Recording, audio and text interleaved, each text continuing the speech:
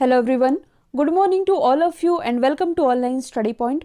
दोस्तों, आज है 29 अक्टूबर और आज के इस वीडियो में हम 29 अक्टूबर से रिलेटेड करंट अफेयर के सभी इंपॉर्टेंट क्वेश्चन को कवर करेंगे।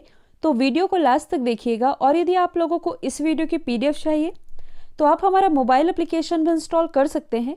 इसमें आप लोगों को डेली क्विज, फ्री पीडीएफ और प्रतिदिन के करंट अफेयर का ऑडियो भी मिल सकेगा। और जो आप लोगों के लिए सीरीज चलाई जा रही है दिसंबर 2019 से लेकर के अगस्त 2020 तक के करंट अफेयर की, ये जो टेस्ट है ये मॉर्निंग में 8 बजे किया जाता है। इसके लिए आप लोगों ने क्या करना है कि ऑनलाइन स्टडी पॉइंट का एप्लीकेशन इंस्टॉल करना है और आप इस क्विज से जुड़ सकते हैं सुबह 8 बजे। और जो भी स्टूडेंट इस करंट अफेयर क्विज में अच्छा परफॉर्म करेंगे उनका टेलीग्राम में कुछ ऐसे ही नाम शो किया जाएगा। यदि आप चैनल पर नए हैं तो चैनल को सब्सक्राइब कर लीजिए, साथ ही बेल आइकन दबाना बिल्कुल मत भूलिएगा ताकि आप लोगों को हमारे सभी वीडियो के नोटिफिकेशन सबसे पहले मिल सके। स्टार्ट करते हैं हमारा पहला क्वेश्चन। हाल ही में अंतर्राष्ट्रीय एनिमेशन दिवस ये कब मनाया गया? तो ये भी हाल ही में मनाया गया है 28 अक्टूबर को।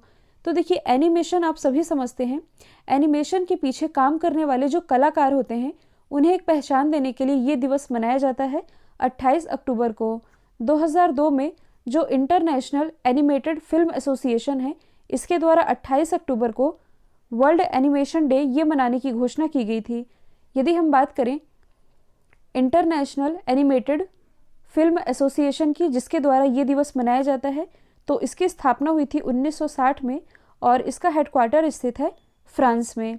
अब यदि हम अदर ऑप्शन को डिस्कस करें तो 23 अक्टूबर को मनाया गया है international day of snow leopard यानी कि हिम तेंदुआ।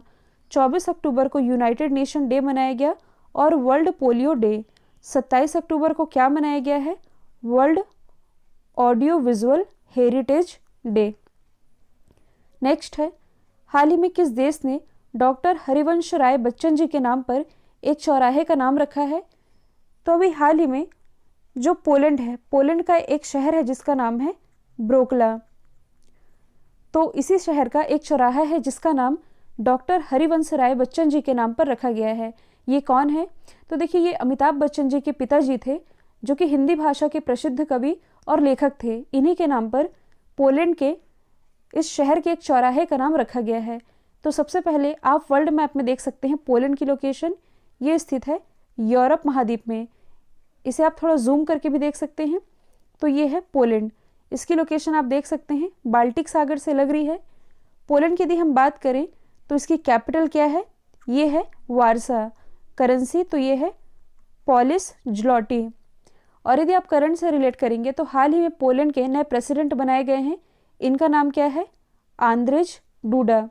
अब देखिए, यहाँ उन भारतीय नामों की बात की जा रही है जिनका नाम इंटरनेशनल लेवल पर रखा गया है, जैसे कि पोलैंड की सड़क का नाम डॉक्टर हरिवंश राय बच्चन जी के नाम पर रखा गया है।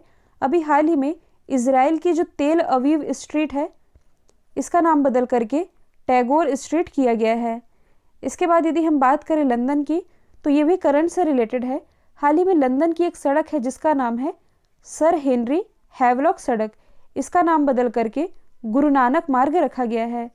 यदि हम बात करें ब्रिटेन की, तो देखिए, पिछले वर्ष जब महात्मा गांधी जी की 150वीं जयंती मनाई गई तब महात्मा गांधी जी की स्मृति में 150 रुपये का स्मारक सिक्का ये जारी किया गया था ब्रिटेन गवर्नमेंट के ही द्वारा। नेक्स्ट है, हाल ही में अमेरिकी सुप्रीम कोर्ट का जज ये किसे नियुक्त किया गया है? तो ये भी हाल ही में बन गई हैं एमी कोनी बैरेट।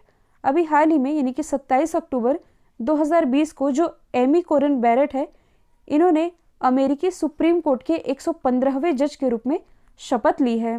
तो देखिए, सबसे पहले यदि हम बात करें यूएस की, तो ये है नॉर्थ अमेरिका में स्थित, ये है साउथ अमेरिका। दोनों के ही बीच में एक स्ट्रेट है जिसका नाम है पनामा स्ट्रेट। यूएस की यदि हम बात करें तो कैपिटल है वॉशिंगटन डीसी, करेंसी है डॉलर और यहाँ के जो प्रेसिडेंट है ये है डोनाल्ड ट्रंप। देखिए, जो डोनाल्ड ट्रंप है इनका नाम अभी हाल ही में 2021 के नोबेल पीस प्राइज के लिए नॉमिनेट किया गया है। इसके अलावा भारत और यूएस के बीच 3 एक्सरसाइज होती हैं, युद्धाभ्यास, कोप इंडिया और वज्र प्रहार। तो ये तीनों ही नाम आप याद रख सकते हैं। और जो ग्रेट लेक्स है, 5 ग्रेट लेक्स है, कौन कौन सी? Lake Huron, Lake Erie, Lake Ontario, Lake Michigan और लेक सुपीरियर। ये 5 ग्रेट लेक्स ये यूएस में ही स्थित है, मतलब कि नॉर्थ अमेरिका में ही स्थित है, जिसमें कि जो लेक मिशिगन है ये पूरी तरह से स्थित है यूएस में। अब यदि हम अदर ऑप्शन को डिस्कस करें तो हाल ही में भारतीय मूल की जो सीमा वर्मा है, इन्हें white house corona task force में शामिल किया गया है। यदि हम बात करें कमला हैरिस की, ये भी भारतीय मूल की हैं, जो कि भी हाल ही में यूएस में उपराष्ट्रपति पद के लिए उम्मीदवार चुनी गई। यदि हम बात करें एवा मोटो की, तो मैंने आप लोगों को बताया था ये 16 वर्षीय हैं, जिन्हें भी हाल ही में फिनलैंड की एक दिन के लिए प्राइम मिनिस्टर बनाया गया था। वैसे फिनलैंड की प्राइम मिनिस्टर ये तो सना मारिन है, लेकिन एक दिन के लिए ये बनाई गई थी एवा मोटो। नेक्स्ट है, हाल ही में किस स्पेस एजेंसी के सोफिया ने चंद्रमा की सनलाइट सतह पर पानी की खोज की है? तो ये खोज अभी हाल ही में की गई है नासा के सोफिया के द्वारा। और यहाँ जो टर्म लिखा हुआ है सोफिया, इसकी फुल फॉर्म बनती है strato spheric observatory for infrared astronomy. और इसी सोफिया ने चंद्रमा की सनलाइट सतह कहने का मतलब है कि उस सतह पर जहाँ सूरज की रोशनी पड़ती है, उस सतह पर पानी की खोज की है। तो सबसे पहले हम जान लेते हैं नासा के बारे में। ये है अमेरिका की स्पेस एजेंसी।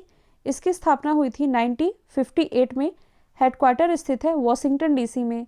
और देखिए वॉशिंगटन डीसी में जो इसका हेडक्वार्टर स्थित है, इसका नाम बदल करके अभी हाल ही में मैरी डब्ल्यू जैक्सन इनके नाम पर रखने की घोषणा भी की गई है। और यदि आप करंट से रिलेट करेंगे तो नासा का एक स्पेस क्राफ्ट है जिसका नाम है ओसिरिस रेक्स, जिसके बारे में मैंने आप लोगों को पढ़ाया भी था। तो ये जो स्पेस क्राफ्ट है ये एक क्षुद्र ग्रह से टकराया है जिसका नाम है बेन्नु क्षुद्र ग्रह, जिसके कारण ये चर्चे में भी आया था। यदि हम अदर ऑप्शन को डिस्कस करें तो इसरो ये है अपने देश भारत की स्पेस एजेंसी। CNES तो ये है फ्रांस की स्पेस एजेंसी, जबकि जो जैक्सा है ये जापान की स्पेस एजेंसी है। नेक्स्ट है, यूएसए ने हाल ही में किस देश के लिए 3 हथियार प्रणालियों की संभावित बिक्री को मंजूरी दी है? तो ये मंजूरी अभी हाल ही में दी गई है ताइवान को। तो देखिए यूएसए ने ताइवान को मिसाइल और तोपखाने सहित 3 हथियार प्रणालियों की एक संभावित बिक्री को मंजूरी दे दी है। और इसका जो कुल मूल्य है लगभग 1.8 अरब अमेरिकी डॉलर हो सकता है। देखिए जो ताइवान है ये बड़े पैमाने पर यूएसए से हथियार खरीदता है। जैसे कि अभी हाल ही में अगस्त 2020 की ही बात है, जो ताइवान है इसने अमेरिका से F-16 जेट भी खरीदे थे।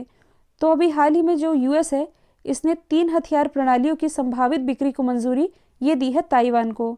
तो सबसे पहले आप एशिया मैप में देख सकते हैं, ये है ताइवान की लोकेशन।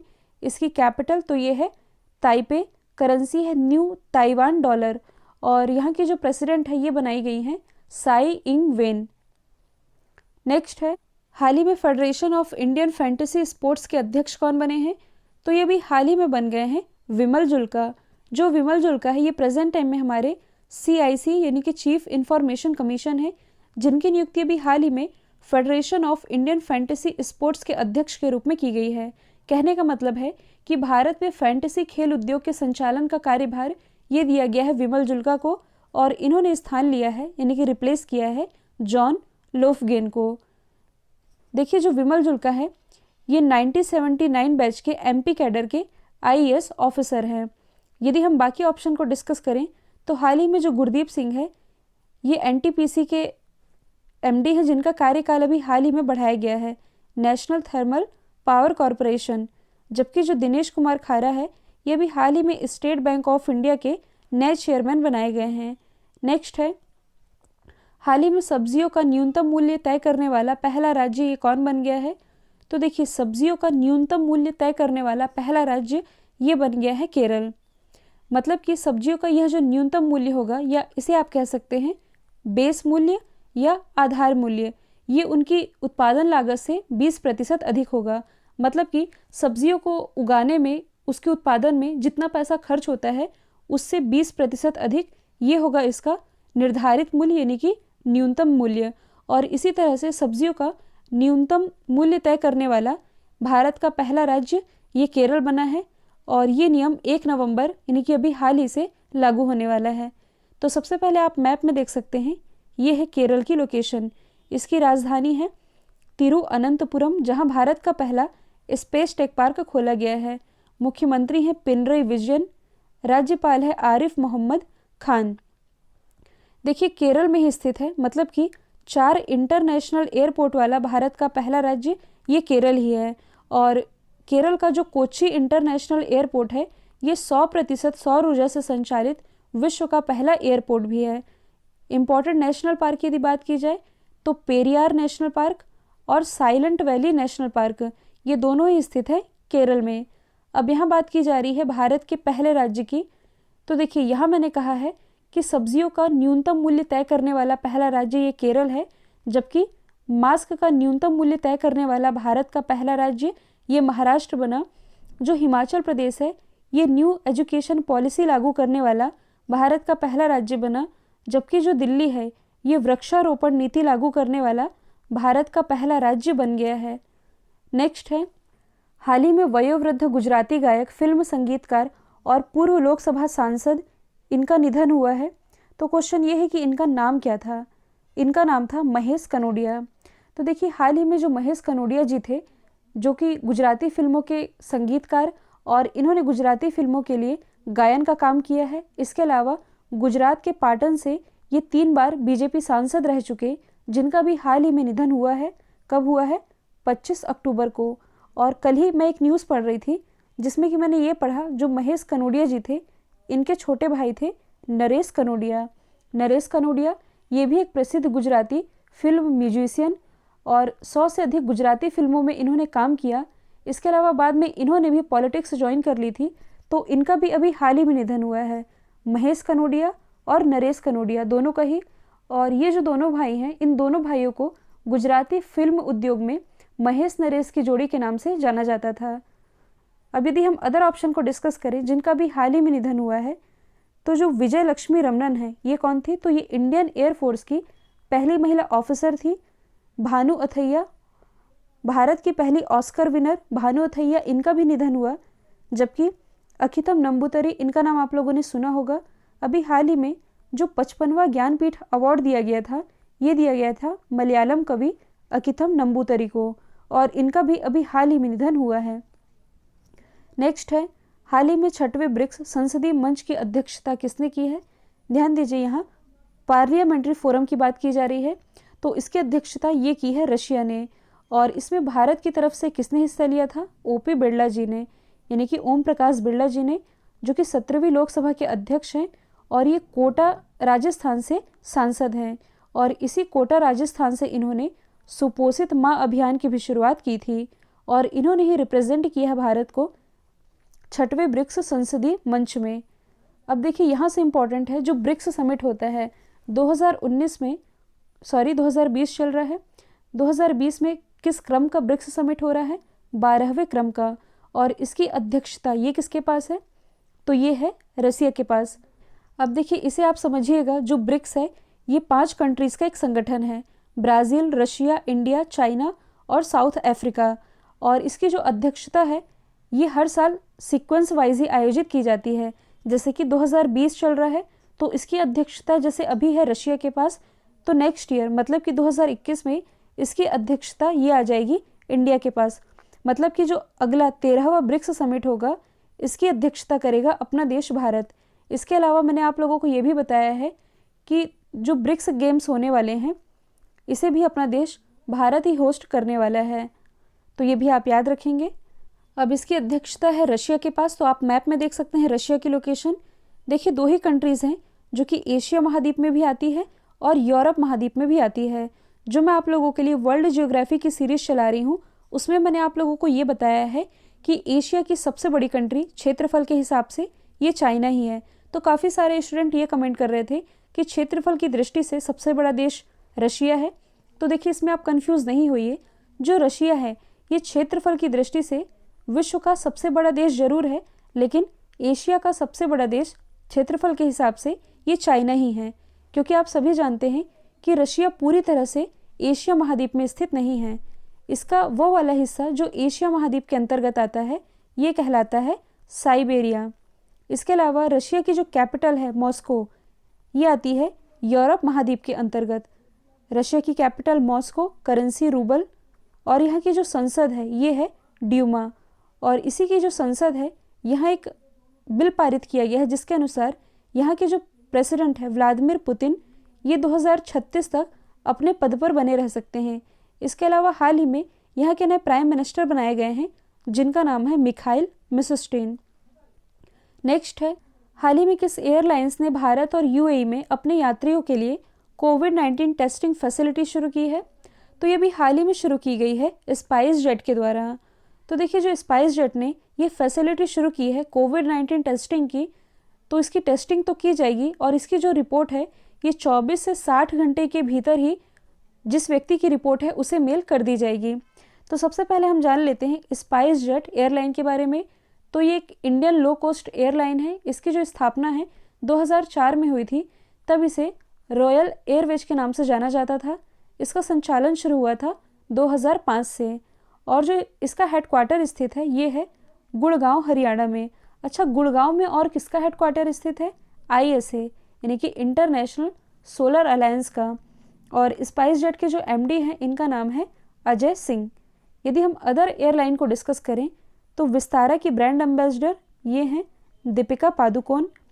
एयर इंडिया का विमान अभी चर्चे में रहा है क्योंकि भी हाल ही में केरल के कोझिकोड में इसका एक विमान दुर्घटनाग्रस्त हुआ था। ये न्यूज़ आप लोगों ने टीवी में देखी भी होगी, जिसके बाद से मतलब कि इस दुर्घटनाग्रस्त विमान के बाद पायलट समेत 17 लोगों की मौत भी हो गई थी। यदि हम बात करें इंडिगो एयरलाइन की, तो हाल ही में जो वेंकट रमन सुमंत्रन हैं ये इंडिगो एयरलाइन के स्वतंत्र निदेशक बनाए गए हैं। नेक्स्ट है, हाल ही में DPE यानी कि डायरेक्ट पोर्ट एंट्री की सुविधा का उद्घाटन ये किसने किया है? इसका उद्घाटन अभी हाल ही में किया गया है मनसुख मंडाविया के द्वारा। और कहाँ से किया गया है? तमिलनाडु में चिदम्बरनार पोर्ट में इस DPE सुविधा का उद्घाटन किया है केंद्रीय शिपिंग राज्य मंत्री मनसुख मंडाविया ने। तो इसके बारे में हम समझ लेते हैं। तो देखिए, इस फैसिलिटी के माध्यम से जो कारोबारी हैं उन्हें राहत मिलेगी। अब वो कैसे? तो देखिए, इस फैसिलिटी के अंतर्गत बिना किसी दखल के निर्यातकों को कारखानों से अपने कंटेनर को सीधे पोर्ट यानी कि बंदरगाहों पर कंटेनर टर्मिनल पर 24 घंटे भेजने की फैसिलिटी दी जाएगी। अब इसे समझना आपने ऐसे है कि मान लीजिए जो कारोबारी हैं उन्हें अपने कंटेनर को पोर्ट के थ्रू कहाँ भेजना है? एक्सपोर्ट करना है, यानी कि निर्यात करना है, विदेश भेजना है या कहीं और भेजना है। तो उसके लिए जो कारोबारी है ये कारखाने से कंटेनर को डायरेक्ट पोर्ट पर यानी कि बंदरगाहों पर जो कंटेनर टर्मिनल बनाया जा रहा है यहाँ 24 आवर मतलब कि किसी भी समय भेज सकते हैं, ऐसी फैसिलिटी दे रहा है ये DPE यानी कि डायरेक्ट पोर्ट एंट्री। और इस सुविधा के लिए 18,357 वर्ग मीटर के एरिया में ये व्यवस्था बनाई गई है, जिसे कारखानों में मतलब कि कारखानों से कंटेनर सील होकर आएंगे और यहाँ पर उन्हें निर्यात के लिए रखा जाएगा। और इसी का उद्घाटन किया गया है मनसुख मंडाविया जी के द्वारा। कल मैंने आप लोगों से पूछा था सेशेल्स के नए राष्ट्रपति कौन बने, तो इसका राइट आंसर था वेवल रामकलावन, जो कि भारतीय मूल के हैं। अब आप लोगों के लिए आज का सवाल है, किस देश ने नो मास्क नो सर्विस नीति को लागू किया है? तो इसका जो भी आंसर है कमेंट बॉक्स में बताइएगा। वीडियो यदि पसंद आया है तो एक लाइक एक शेयर करना बिल्कुल मत भूलिए। तो आज के लिए इतना ही। Thank you so much.